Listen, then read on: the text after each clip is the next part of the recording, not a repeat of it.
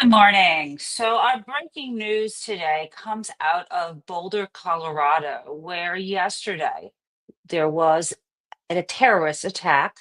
A very strange man who reportedly is an Egyptian national decided to throw fire bombs. Apparently, he used some garden torch and he had Molotov cocktails and threw these fire bombs at elderly people, elderly Jewish people who had been on a regular basis going to this park in front of a courthouse to protest the ongoing captivity of the hostages in Gaza. This is something that these folks did regularly.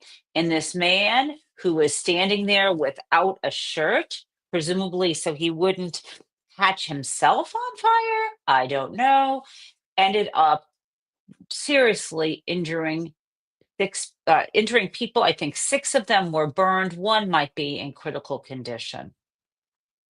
And this should just be roundly condemned.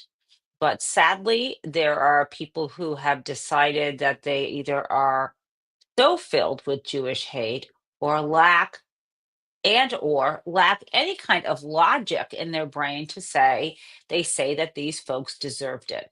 And their reasoning is as follows. They don't like what the people who are supporting the man, this firebombing terrorist, this shirtless firebombing terrorist coward who attacked elderly people, calling for the release of hostages. Those who are defending this terrorist are saying, well, these folks are supporters of Israel. Well, it appears that they want the release of the hostages in Gaza. It doesn't mean necessarily they support the state of Israel, because we all know that one of the reasons why the hostages have still not been released are the policies. Is the policy, of Netanyahu's government. But nevertheless, let's just say they're 100% not just in support of Israel's right to exist, which seems to me a basic human right of a state that's almost been around 100 years, where there are ties, historic ties, thousands of years, where whatever fucked up things the British have done. So what? They've done a lot of things. The British decided to partition the area, and after the Holocaust, where 6 million Jews were butchered and killed outright, put in concentration camps and gassed, decided, okay, you can have Israel, maybe to get the Jews out of Europe, maybe as a concession, doesn't matter. This is the history. There are people who have decided that these folks, that this terrorist who wanted to set these people on fire, these protesters asking for the release of the hostages in Gaza, exercising their First Amendment rights, people defending this murderer, I guess don't believe in First Amendment rights. They believe that these people who say they support the state of Israel, that they deserve to die because they believe Israel is committing genocide.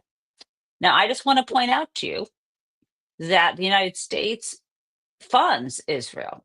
And so why didn't this guy just choose anyone in the United States who's a US citizen then? I'm not suggesting this terrorist set us all on fire, but there's a reason why they target Jews, because there is a hatred of Jewish people, and that there are people who take this out on them. And there is this hatred of Zionism, which has been broadly can be defined in many different ways, which I define very broadly, just saying that Israel has the right to exist as a Jewish state. There are people who hate that concept so very much that they believe anyone who supports it deserves to die. And in fact, if you look on Blue Sky or any sites where people share uh, uh, comments saying, and most people who, I mean, I hear so many people of Palestinian origin, Jewish origin, all over say this is terrible. But then you still have some folks, some reply guys on Twitter saying, well, did you consider how many people who died in Palestine? Why are you mourning the the injury of these six people who were firebombed in the US? Okay, I can walk and chew gum at the same time.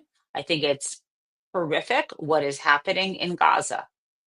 And at the same time, I don't see the connection why it is justified to firebomb, to injure, to cause pain and suffering to people who also don't like what is going on in Gaza. You explain it to me. I could go on and on and on. And I'm not sure if you have focused on the image of this fire bomber in Boulder.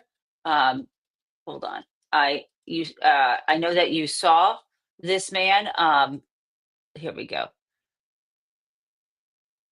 Okay, here we go. I'm trying to find an image, and I did have mine right on the thumbnail, but I want to let you know a little more about this man. He has been taken into custody, and apparently he shouted free Palestine, and before he or after he threw these fire bombs. He has been identified by the Boulder County Sheriff's Office as Mohammed Sabri Salaman, 45 years old, of El Paso County, Colorado.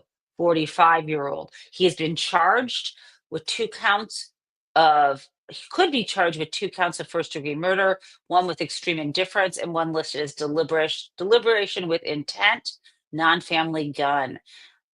He could also be charged, they're saying, with causing serious injury to an at-risk adult or someone over 70, and one kind of using explosives or incendiary devices.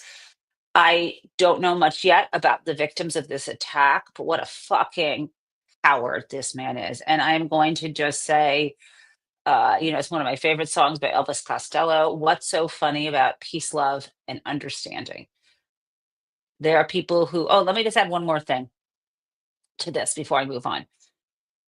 I was at an academic conference at one of these. It was a very nice round table. It wasn't the panel I was on, but I just when you go to an academic conference and you can hear papers or talks, you sometimes wander into another so you can learn something. And I'm not going to name names here, but I was at one, and I heard there was somebody who is very connected, I would say, to the situation, very connected to the UN and UN's historical condemnation of Israel for what is been happening in Gaza. And this is someone who's been involved for at least, I think, 20 years. And at one point in the conversation that was about discrimination based on gender, this particular person said something to the effect of that all oppression is bound up. Let me just say this differently. Part of this, I think I agree with, which is oppression is bad, that we all deserve liberation. Great. But then she went on to say that she is an avowed Marxist, and she was trying to make the case without very much evidence or common sense that before colonialism and before capitalism, the world was a wonderful place, and that if only we dismantled capitalism, that somehow there would be no sexism, there would be apparently no rape, and there'd be no murder. She didn't say this, but that basically there would be no there would be she actually believed there'd be no discrimination based on sexual orientation. This is what they believe, some people. And this is someone who is considered an intellectual in this community. And then she mentioned Israel and Gaza. And I'm not somebody, I was sitting next to someone who considers himself a Zionist, who also condemns Netanyahu, thinks that the settlements are unlawful, thinks that we need a two-state solution. He didn't say anything. This was not the space to confront somebody. I didn't think it would be particularly helpful. So instead, when it came to my moment to speak, I said something like, what if, let me just throw this idea into the center here, because we were sitting in around kind of circle. I said, how would we think about things if this were true? I said, what if capitalism has already been dismantled? What if we don't live right now under capitalism? It seems like we are living under an authoritarian regime with, a kleptocracy, strongman rule in various countries. We have obviously this dual state. You've heard me talk about. I base it on Ernst Frankl from the 1930s, where we have a prerogative state. People who are elite in and out of power can use law to further their ends. Law protects them, law doesn't bind them. And then we have the rest of us for whom there is a normative state where we must follow the norms, we must follow the laws. I said, so, okay, what if that's what we live in? How does that change things? And then, people were like scratching their head. But that's an interesting to think about. But that was my sideways way into this. There are people who literally believe, and they have brainwashing, and I sound like someone on the right. I'm not someone on the right. They have the right to free speech. So do I. There are people in academia who are writing papers or showing up at conferences and are saying things unchallenged because people like me, because I'm polite and I didn't want to fully like say, fuck you, this is bullshit at this event, who actually are training people and fully believe that unless Israel doesn't exist, and until Palestinian liberation, which I think there again there should be two states, but they believe that when that happens, all of us will be free. They believe that the source of homophobia in the world, that until that ends, that there will not be liberation everywhere. This is what they really believe. And I think it's really difficult that they line everything up, that there's settler colonialism, and that if there was, if there were no vestiges of empire, and then people would be different. That somehow imposing capitalism, imposing mercantilism, is what makes people the way they are. I don't think that's true. I don't think that's valid in terms of history, in terms of archaeology, in terms of anthropology. But I have not studied it. It just doesn't smell right to me. So this is what I'm going to be thinking a lot about in the coming days and years. Okay, I have now ranted. You got a little taste of some nuance. Now let's go. Let's go do something else. So that was our breaking news. Stick with some speaking of speaking of wanting people to live and to flourish in society. Can we talk about Senator Joni Ernst? I know you want to. So the other day, Senator Joni Ernst had a town hall, and I think you need to listen to the town hall conversation. You had someone, she was being confronted by her constituents in Iowa, not happy with the big, atrocious bill that would result not just in Medicaid cuts, but of course, because of the mandatory, the kind of clamps down the sequestration because of the budget increase, right? Or the deficit increase. There was going to be cuts to Medicare. Remember, Charles Gabe explained this to us. Totally brilliant guy. So let's listen to when she's confronted by her constituents, what she said the other day. People are not, well, we all are going to die. So, for heaven's sakes. Okay. So what happens here is she said people are going to die as a result of what you're doing. And her flip comment as well, we're all going to die. So is she thinking, well, elderly people are going to die because we won't be able to support them? They're talking about all kinds, children, moms, all this stuff are going to die. And her flip comment was, well, we're all going to die one day. Now, I need to remind you what this immediately brought to mind for me. Do you remember the other day, speaking of fire bombers, when there was a young man who, a domestic terrorist, who drove his car filled with explosives in front of the IVF clinic and blew it up? And we listened to the audio that he made before he did this action. And he is part of this belief system that no one consented to being born, therefore its life is if they're miserable, not only should they be able to exit, but everyone else should be able to die. These anti-mortalists, these pro-death people. Remember at the very end of his audio when he said, stop criticizing our group and maligning us. Everybody's going to die. We're just saying it happens earlier. Let's listen to him because it sounds a lot like Joni Ernst. Are you ready to listen to this? Okay. Fuck you. Such bullshit, you know. Um, yeah, okay. Anyways, I think that's good. I think that's enough. A little add-on bit here regarding pro-mortalism. Just, yeah, something I think is a really important argument, I guess, to make in regards to pro-mortalism for all the assholes that try to make it out to be evil or some bullshit like that, is that we're not the ones making death happen at all, right? All a pro-mortalist is saying is like, hey, let's make the death thing happen sooner rather than later in life, right? We're just changing the date at which it happens. That's all we're trying to do, right? But you recognize that, once you exist, death is a guarantee, right? It's gonna happen. So the pro-mortalist isn't making a death happen. That's Okay. He's saying he's a pro-mortalist. He's for death. I may have called him an anti-mortalist. That's not right. He's a pro-mortalist. He's for death. And he's saying, you guys are all idiots because we're all going to die one way or one day. We're not making it happen. It's just happening sooner. What's the big deal? Didn't Joni Ernst basically say the same thing? Okay, I got more Joni. So, in an effort, supposedly or presumably to make things better, she put out a video. Let's watch what Joni did. Let's see if she now seems less or more like the Ivy Clinic bomber Edward Barkus. Does she sound like a pro mortalist? Let's listen. Hello, everyone. I would like to take this opportunity to sincerely apologize for a statement that I made yesterday at my town hall. I was in the process of answering a question that had been asked by an audience member when a woman who was extremely distraught screamed out from the back corner of the auditorium, "People are going to die." And I made an incorrect assumption that everyone in the auditorium understood that, yes, we are all going to perish from this earth. So I apologize. And I'm really, really glad that I did not have to bring up the subject of the tooth fairy as well.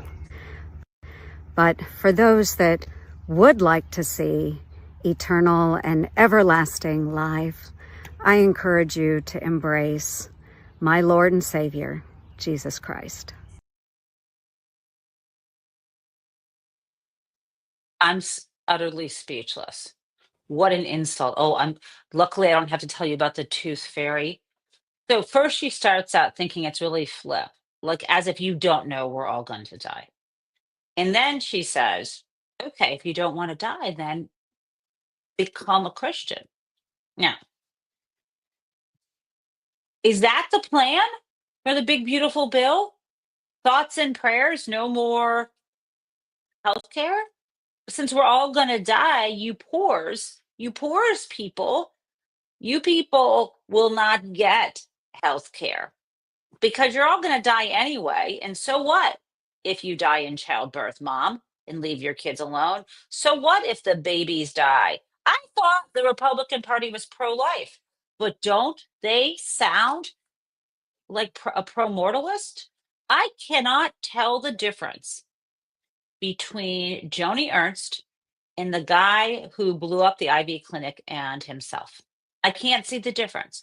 The only difference is she suggested that if people believed in Jesus Christ, that they would have eternal life. I find that fucking insulting. Again, I am a Jewish person. So she now, not only is she like the pro-natalist who blew up the IVF clinic and told us we're not bad people, everyone's going to die. We're just saying do it earlier. She's like him, but how is she really all that different from the flamethrower, the firebomber who threw the Molotov cocktail into that group of people demanding the release of the hostages? How is she all that different from that when it comes to Jewish people? He's saying we are going to basically, everyone else gets life, everlasting life, but people like us who don't accept her particular form of religion and faith. So I'm disgusted with Joni Ernst, and I don't think she is pro life. I think these people are pro death. They're pro death for all of us except the privileged few. She's a big phony and disgusting. Now, I have got more from you, more from you. Um, speaking of money, I'd like to hear from I would like to hear from Treasury Secretary Scott Bessent on what's going on the deficit, because the deal is they are going to increase the deficit And as a result, even more people will be cut off their health care and die earlier. Thank you, Joni Ernst. Let's play The this. Speaker of the House estimates this is going to add $4 to $5 trillion over the next 10 years, and there's that debt limit increase. Well, again, Margaret, that's CBO scoring. That's the Speaker of the House. No. He said it last Sunday on this program. He said that's the CBO scoring. He said that sounds right. Let me tell you what's not included in there, what can't be scored. So, Okay, he talked over her. She said no. The Speaker of the House said that sounds right. CBO scoring, Congressional Budget Office. There is Bessent talking over her, but let's continue. we're taking in substantial tariff income right now. So We're taking in substantial tariff income that Donald Trump had to have his lawyers promise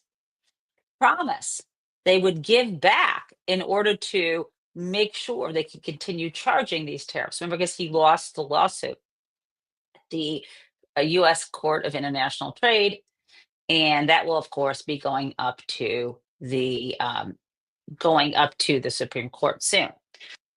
Okay, I've got more about lying liars who lie within the Trump administration. You heard this the other day, maybe. RFK Jr. had a report put out that someone had used ChatGPT or some other large language model and they hallucinated sites. Yes, the White House health report included fake citations. So this was a report on children's health released by the so-called Make America Healthy Again Commission, and they referred to scientific papers that do not exist. But does it even matter? I mean, it does. They want to have a cover story and make it sound like what their plans are good. But there were no scientific papers that apparently supported the arguments they were trying to make, that they used some of this generative AI, generative artificial intelligence, to write. So it just made things up just like they do. Okay. Now I got a little more for you. I've got Russ Vogt, who was one of the architects, as you know, of Project 2025, being interviewed on CNN by Dana Bash. Here we go. The executive branch, except for in situations All where right, here we go. it is the requirement of the executive branch, except for in situations where you're having discussions with Congress to implement what is signed into law. I know you don't believe that that is constitutional. So are you just doing this in order to get the Supreme Court to rule that unconstitutional? We're certainly not taking impoundment off the table. We're not in love with the law. It's a law that came after 200 years of precedent and history at the lowest moment of the executive branch. We're certainly not in love with the law. That could be generally what they think about in this administration. They're speaking specifically about the law that says Congress appropriates funds and you can't impound them once they've been appropriated. That is overstepping the authority of the executive. Okay, let's continue. Of precedent and history at the lowest moment of the executive branch. But even the very Impoundment Control Act, notice it's not called the Impoundment Elimination Act. Even Congress at the time realized that impoundments were perfectly legal and appropriate. They were saying the Impoundment Control Act.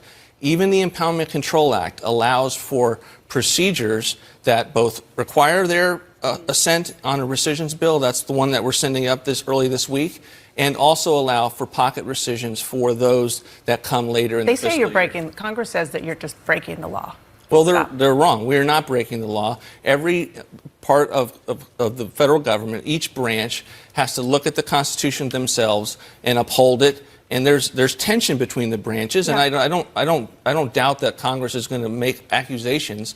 Some of them come by their own watchdogs, but those watchdogs have been historically wrong, and that's not going to stop us from.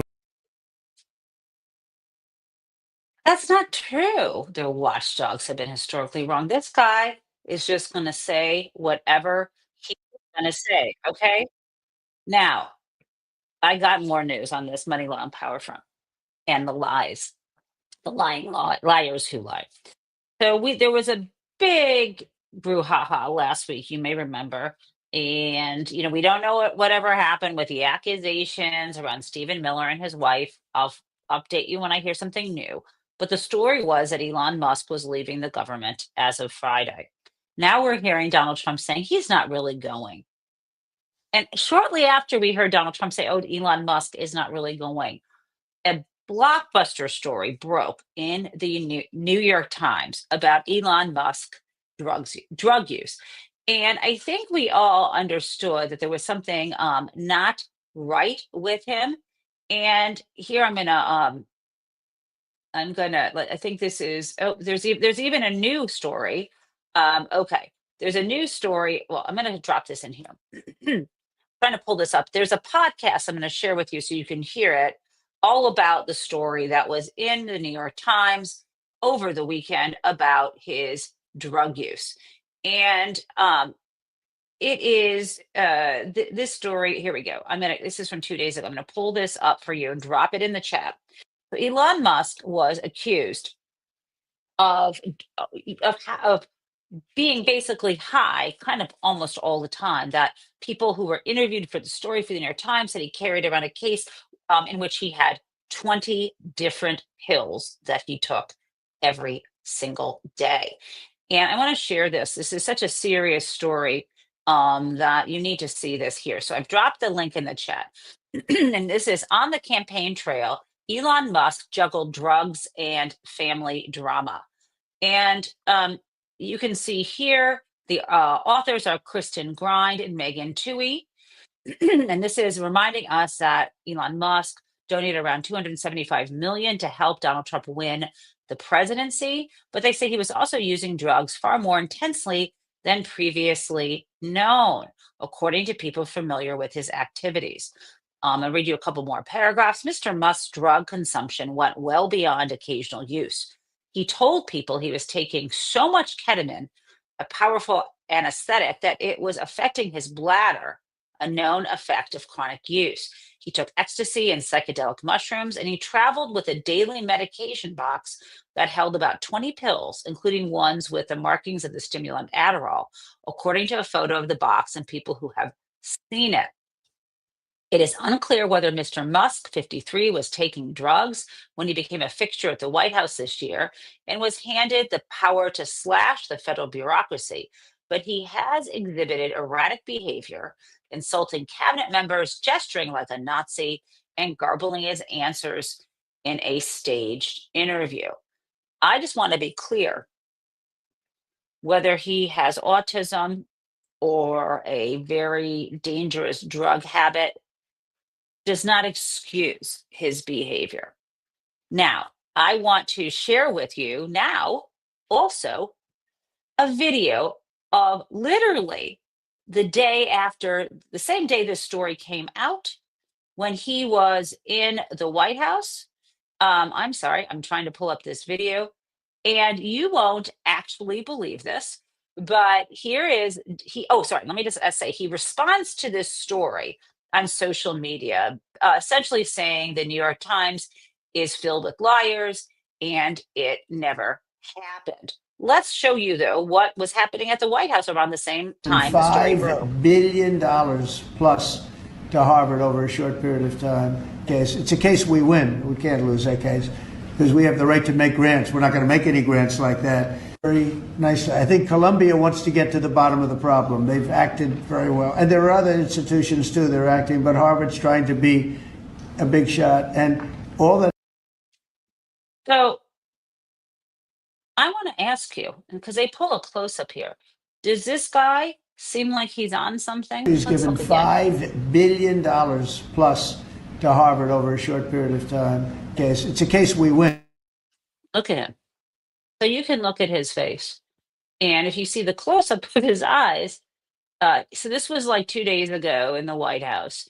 And he comes in, and not only is he staring around like this, he also has a black eye, which when he was asked about it, he said that he was roughhousing with little X and asked him to punch him in the face. That seems like normal parenting behavior. And he claims that he didn't realize like a 3-year-old could punch hard enough to give him a black eye. Whatever the actual story is, Elon Musk also, in addition to that, sat for an interview during which he kind of refused to answer questions. Let's listen. The interview didn't get off to a smooth start. I noticed that all of your businesses involve a lot of components, a lot of parts. Do the tariffs and the trade wars affect any of this? Tariffs always affect things a little bit. Wondering what your thought is on the ban on foreign students, the proposal. I mean, you were one of those kids, right? Yeah, I think we want to stick to, the subject of the day, which is like spaceships, as opposed to, presidential policy. Oh, okay. I was told anything's good, but... No.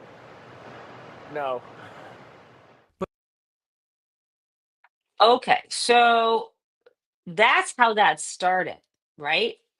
He was, they're like, well, we were told any topic was good. But even so,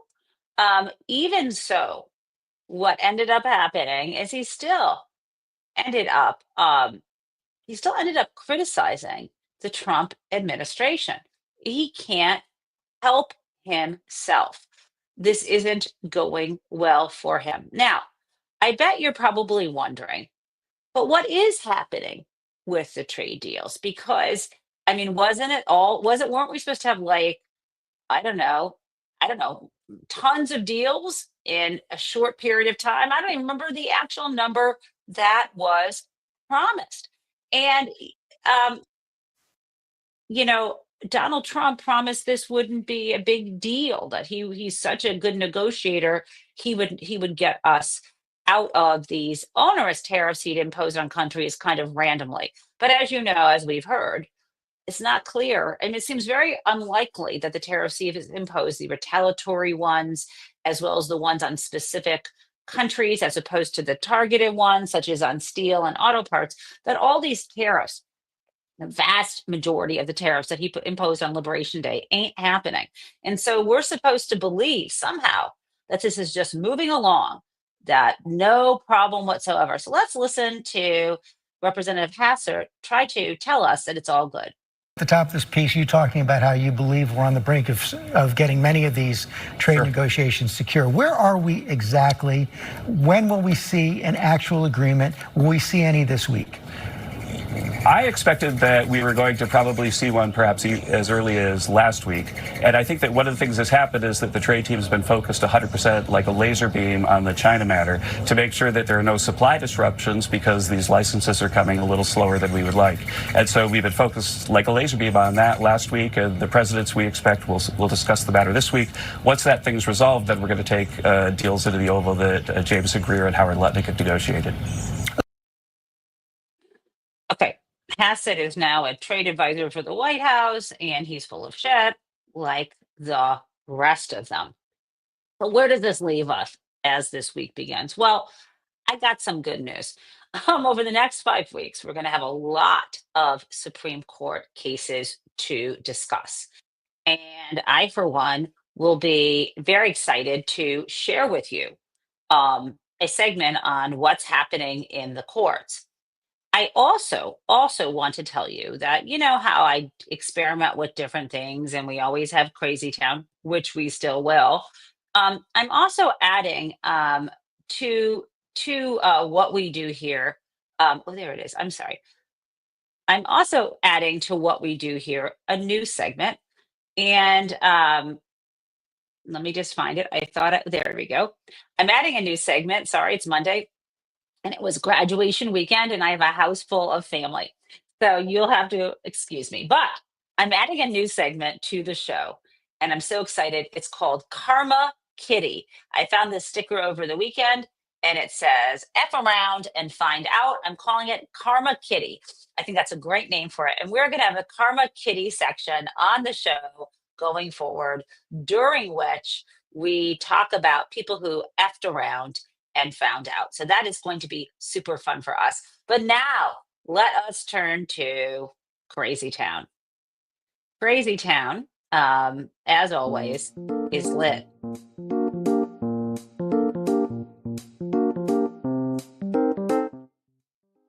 So Crazy Town, for this Crazy Town, I will be playing the Crazy Town music because I think you know what it's going to be. There's nothing crazier than having Elon Musk high as a kite in the Oval Office and Donald Trump just yammering on and on about how he wants to dismantle higher education. This is just such a clown car. Oh, and I've got a joke for you that my aunt who is visiting told me. Guys, I need this. Wait, before I do the crazy town, I need you to guess in the comments, where does a clown live? Where do clowns live?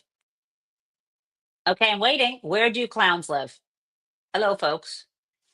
Where do clowns live? Kissy Cat, Lisa Marie, Jason, Deb. I'm looking at Violet Strummer. Where do clowns live? Michelle's asking. Where do clowns live? Not in the White House. Not in the White House. Michelle says Clown Town. No, I got another one for you. You got me there, Jen. Okay. Are y'all ready? Not in Crazy Town. Nope. Clowns live in, drum roll, please. A clown lives in a clown-dominium. Clown-dominium. That is so bad. Okay, Crazy Town.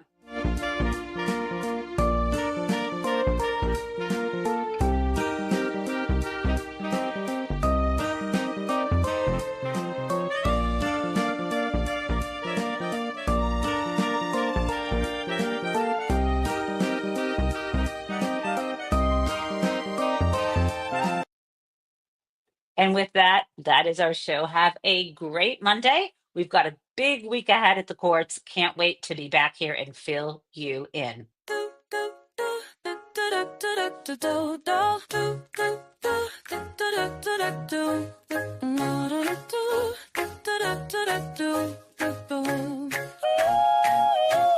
Hello, prison mates. It's the Gen Taub Show. Well, welcome everyone. Let's learn about what is happening in politics yesterday and today. There is hope, and we are together in this democracy we work for. And again, welcome to the Gen Taub Show.